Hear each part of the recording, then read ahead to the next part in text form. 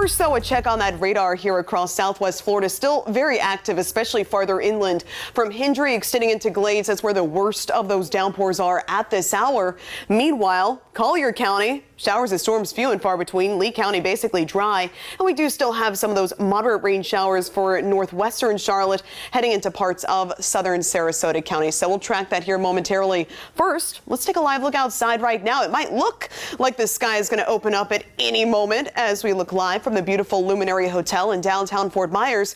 But believe it or not, this is just that deep tropical moisture that we're going to be contending with here for the next couple of days. So I hate to say it, but get used to not seeing much in the way of sunshine. More or less, we're going to be dealing with more clouds than sun here for the next several days. As we travel up into Charlotte County from Harbor Heights over to Murdoch, Eljo, Bean, Inglewood, still seeing some of that light to moderate rain also affecting our friends up here in War Mineral Springs into Northport right along I-75. At least, though, these downpours, they are a bit more manageable, not quite as intensive. And likewise, heading up into up into DeSoto County, up toward Fort Ogden and heading up toward Arcadia. Still seeing some of those light rain showers as well. By the way, Peace River still under that flood warning until further notice for minor flooding that is ongoing. Of course, we'll monitor that as well.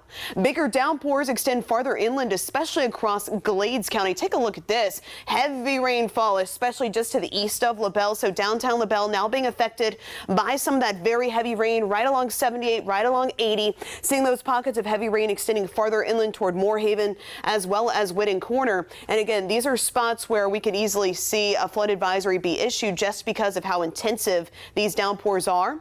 And they're basically training over the exact same locations.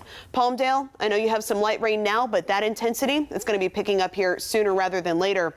Down toward Clewiston as well as Shawnee, still moderate rain, but at least not quite as intensive as previous. Lakeport up to Buckhead Ridge right along 78. That wet weather continues and will continue here for the next couple of hours. So what's the cause behind all of this? Why are we dealing with such gloomy, active weather and definitely some deep tropical moisture? We look to our water vapor imagery.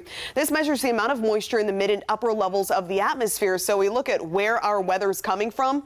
It is coming directly up from the Western Caribbean. You see that plume of moisture surging overhead. And this is what we're going to be stuck with here for the next couple of days. That's why our weather pattern will continue to stay on the cloudy, muggy, more active side for the next few days. But again, that heavy rain could really relieve those drought conditions. And then over the weekend, we're back to classic scattered storms. So take a look at some of these deficits. Naples down by nearly 2 feet. Fort Myers in need of a foot of rain going back to January 1st. Even up in Punta Gorda, still need about 8 inches of rainfall. So much needed rain here in the next couple of days. I know it might not be timely. A few showers around for the morning. Much better probability heading into tomorrow afternoon and evening each and every day in that 7-day forecast. Keep that umbrella close.